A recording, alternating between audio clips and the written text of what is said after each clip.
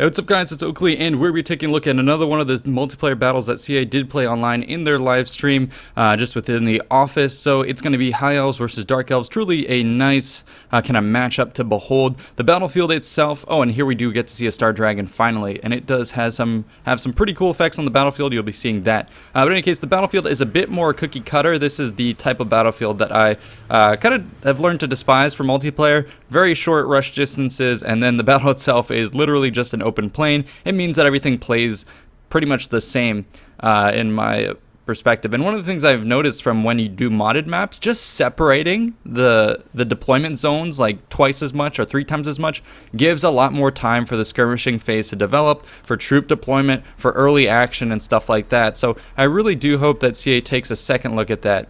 That being said, now let's go over the army composition. So they do have kind of, I think, three cheap spearmen, 2 on the flanks, 1 in the rear, and then they're guarding kind of the warriors of Trace in the center, and then some dragon princes and elite units on the flank. Over on the far flank, elite and reavers were advanced deployed, and they do get the jump on some dark riders who were also deployed while hidden here. So he's going to get the jump on them. The Dark Elf army is nearby, so he could come in and reinforce and try and knock those guys out. Some Cold One riders are going to be dispatched, but look how quickly this melee developed. I think the Illyrian Reavers are not that much better than the enemy cav. I think it's just the fact that they got that charge off, so they're going to be able to see them off, or the Dark Riders actually retreat and pull back to the Cold One riders. So the Reavers are going to have to pull out of that engagement, not having taken too many losses, so a nice early win for the High Elves. But the Dark Elf composition is rather interesting.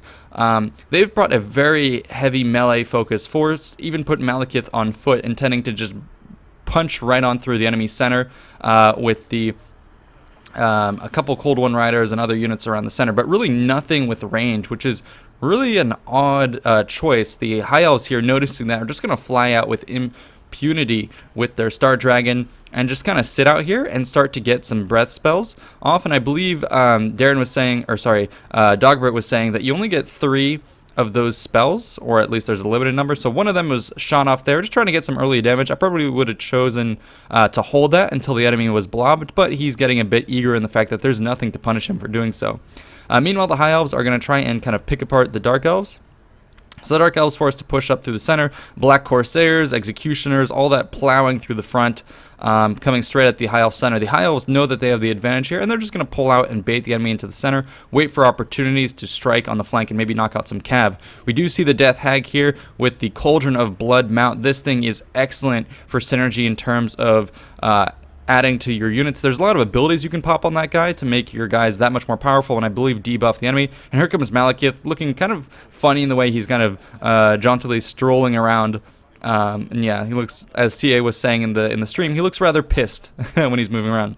Not sure where that Star Dragon is going. I guess it's just wheeling about, staying out of combat and out of mind. Now the High Elves are going to kind of hold their place. They get 1 volley off and then continue to fall back, still just kind of massaging the flanks, waiting for an opportunity. The Dark Elves are doing a pretty good job of keeping the pressure on, but they really need to keep everything moving at this point. And not get caught up on this flank here. This is a bit of a bait. What's happening on this flank? There's a Lord and 2 cavalry who are rather quick, and they're just trying to bait the army out of position, plus reinforcing spears. So I would not take the bait here. Just, you know, have a unit to watch this flank, but keep chasing after the High Elf center. And so that looks like what is happening. All of a sudden, the High Elves deciding to stand their ground, going to continue to fire away with their bowmen, and then they're going to charge into the left flank. Darren here, or sorry, I keep saying Darren. Dogbert here is not watching this, but now he finally gives us a pan over to the Silverhelms, crushing some of these units from the front. So this flank is just getting absolutely destroyed. So 1 charge right through there. The Dragon also contributing to some strikes in the rear, hitting these Cold Ones, as well as in the kind of the main confrontation here, the Feral Cold Riders, I believe. Oh, no, those are Cold One Knights going Feral. Huh, surprised that they can do that. But anyways, 2 of them are going to charge in, but there is the reinforcement of the spears and the Dragon that could potentially crush through the back. So this is an engagement that will likely go to the High Elves here. He really needs to get the Dragon to clean this up ASAP. And looks like it's coming in to do just that. Tyrion also on this front. So a lot of manpower dedicated to knocking out just 2 Cold One, or sorry, I guess 3 Cold One Riders. So a pretty good trade. But meanwhile, in the center, as we'll see, things are not going super well for the High Elves. The High Elves had a bit more of a balanced build, where some of their money is tied up in big monsters, heroes, and cavalry. But in the center, they had a couple elite infantry, but nothing compared to the Dark Elves here with the Executioners, the Corsairs, Blackheart Corsairs, plus the Death Hag here, the Witch's Brew for incredible melee attack, plus 50% weapon damage, casting all sorts of abilities, and that just shattered those White Lions of Straits. So those guys are getting absolutely destroyed, plus Malekith in the center here, and here you can see another ability popped on these guys. This is going to be, I believe, the Murderous Prowess triggering, now that they've killed a fair amount of guys, a spell going off to shatter some of those High Elf ranged units. So yeah, the High Elf core is just getting taken to task here. So it looked like the High Elves had that initial advantage with the dragon that nothing could counter, but they unfortunately allowed their center to be just absolutely run over by this big infantry blob with Malekith kind of in the center. And I guess that Hag Queen, or the Death Hag, I can't remember what it's called, with the Cauldron of Blood being very critical, buffing everything up to overcome that front line and just smash it. Finally, this flank is going to go to the High Elves, but they did take some pretty heavy losses on their cavalry, showing how powerful those cold ones can be. But finally, the dragon comes back to the center. It probably should have been there to help out the flank initially, and then double time back to the center, which now it's doing, but a little bit too late.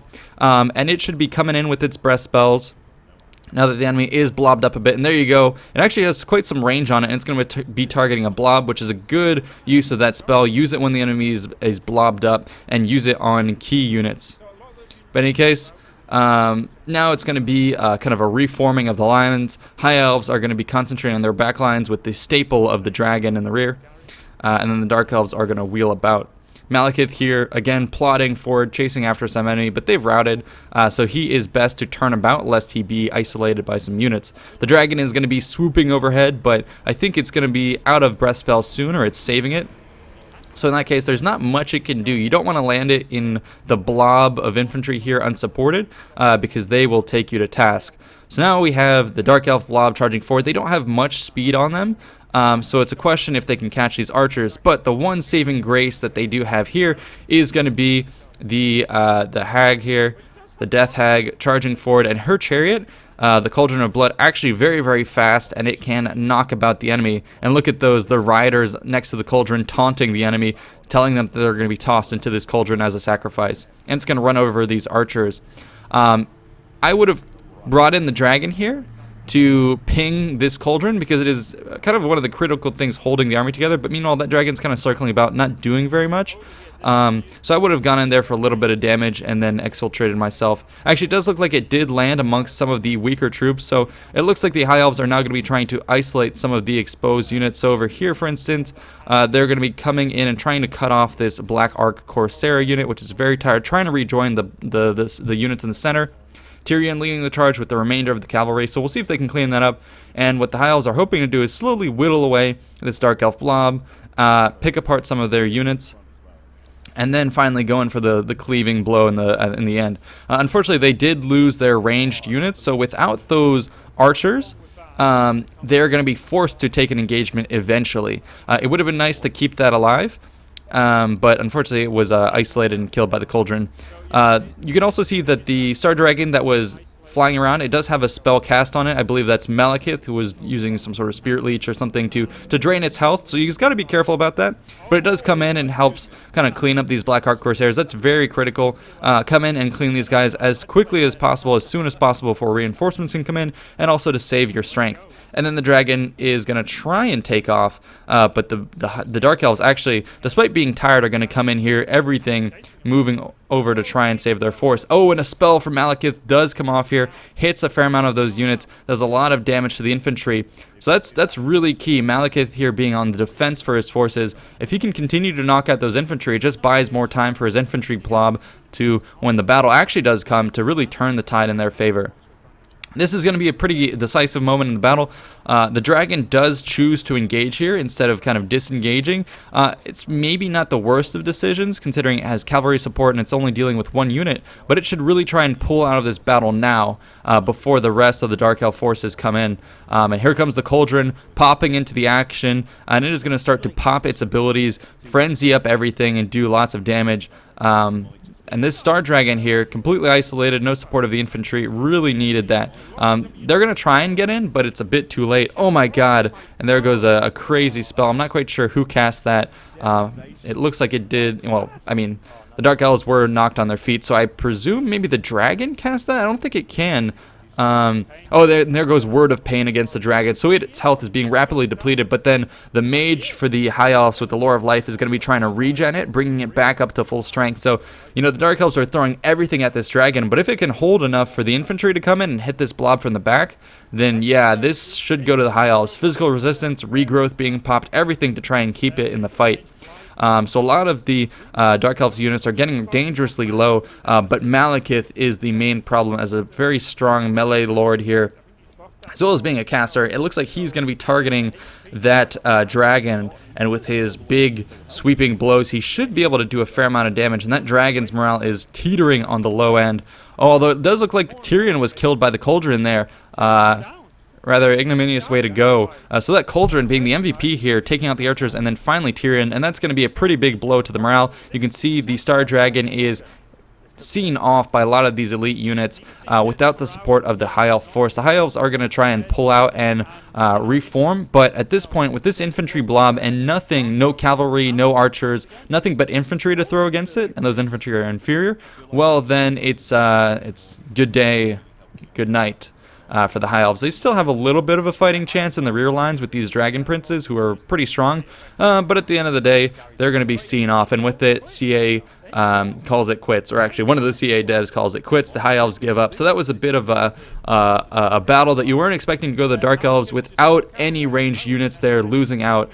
Yeah, the High Elves losing out despite having a pretty flexible composition, but I think it was just the fact that Tyrion got isolated and that main blob of infantry attacked the Dark Elves too prematurely. He could have continued to kite, got a bit more of an advantage, and waited for the critical time. Plus, the dragon wasn't used as excellently as it should have been. Should have been pulled out a little bit earlier from that final engagement and waited for a bit of a synergy at the end for a big confrontation with everything in play.